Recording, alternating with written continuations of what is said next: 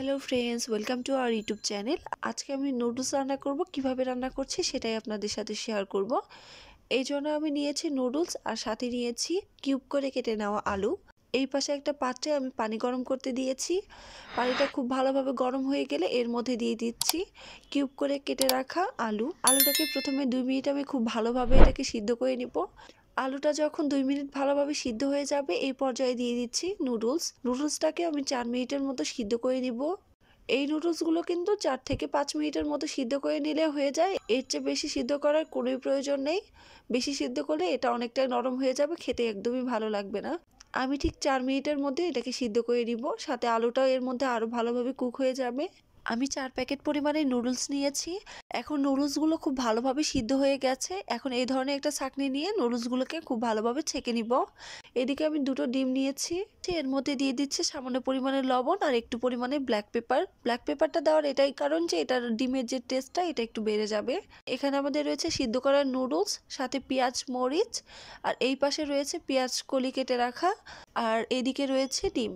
একটা পাতিল নিয়েছি, এর মধ্যে কিছু পরিমাণে তেল দিয়ে দিলাম। তেলটা গরম হয়ে গেলে এরকম করে অল্প পরিমাণে আমি ডিম দিয়ে দিচ্ছি। ডিমটাকে দিয়ে দেওয়ার পরে হালকাভাবে এভাবে নেড়ে দিব। এই জিনিসটাকে লক্ষ্য করলে বুঝতে পারবেন আমি কিভাবে ডিমটাকে ভেজে নিচ্ছি। অল্প করে দিব আর এইভাবে আমি খুব ভালোভাবে ভেজে নিব। এইভাবে যদি আপনারা ডিমটাকে ভেজে নেন তাহলে ডিমটা নুডলসের সাথে খেতে অনেক মজা লাগবে এবং বোঝা যাবে যে ডিম দেওয়া হয়েছে। এই পর্যায়ে আপনাদেরকে খুব ভালোভাবে এটাকে ভেজে নিতে হবে। আমি খুব ভালোভাবে ডিমগুলোকে ভেজে নিলাম, নিয়ে এক পাশে রেখে দিচ্ছি। এখন এই পাশে আমি কিছু পরিমাণে পেঁয়াজ দিয়ে দিব, সাথে দিয়ে দিচ্ছি কাঁচামরিচ। পেঁয়াজ এবং কাঁচামরিচকে খুব ভালোভাবে আমি আগে প্রথমে ভেজে নিব। আর এক পাশে ডিমটা রয়েছে ওটা যেন পুড়ে না যায়, এজন্য মাঝে মাঝে একটু হালকা করে নেড়ে দিতে হবে। আমার পেঁয়াজ মরিচ এবং ডিমটাকে খুব ভালোভাবে ভাজা হয়ে গেছে। এখন আমি পেঁয়াজের কলিগুলোকে দিয়ে দিচ্ছি, দিয়ে আবারও খুব ভালোভাবে আমি নেড়ে চেড়ে নিব এবং ভেজে নিব। যেহেতু পেঁয়াজ কলির মধ্যে কিছু পরিমাণে পানি রয়েছে, এটা যখন খুব ভালোভাবে ছেড়ে দিবে তখন এটা হয়ে যাবে। এখন এর মধ্যে দিয়ে দিচ্ছি নুডলসে থাকা মশলার সাথে এই উপকরণগুলোকে খুব ভালোভাবে মিশিয়ে নিতে হবে। এই পর্যায়ে কিছু পরিমাণে টমেটো সস দিয়ে দিচ্ছি। এটা আপনারা টেস্ট অনুযায়ী দিবেন। আমি প্রায় 3 চামচের মতো দিয়ে নিয়েছি। এখন এই উপকরণগুলোকে খুব ভালোভাবে আমি মিশিয়ে নিব। এই পর্যায়ে দিয়ে দিচ্ছি সিদ্ধ করে রাখা নুডলস আর সাথে সিদ্ধ করে রাখা আলু দিয়ে খুব ভালোভাবে উল্টিয়ে পাল্টিয়ে নিচ্ছি।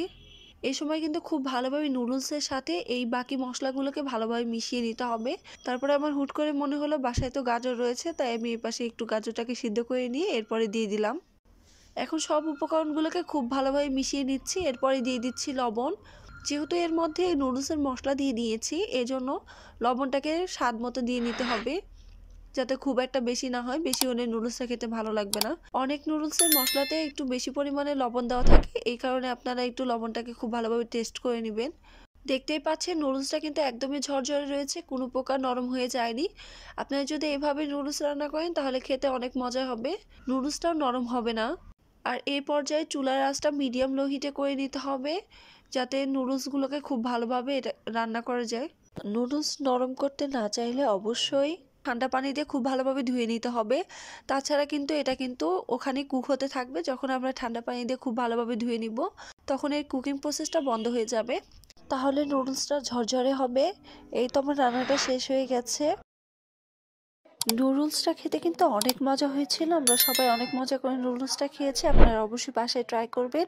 কেমন হয়েছে কমেন্ট বক্সে কমেন্ট করে জানাতে পারেন। আমার চ্যানেলে যারা নতুন রয়েছেন অবশ্যই চ্যানেলটি সাবস্ক্রাইব করে দিন আর পাশে থাকা বেল বাটনটি অন করে দিন ভিডিওর আপডেট পেতে। সবাইকে অসংখ্য ধন্যবাদ আমার সম্পূর্ণ ভিডিওটি দেখার জন্য।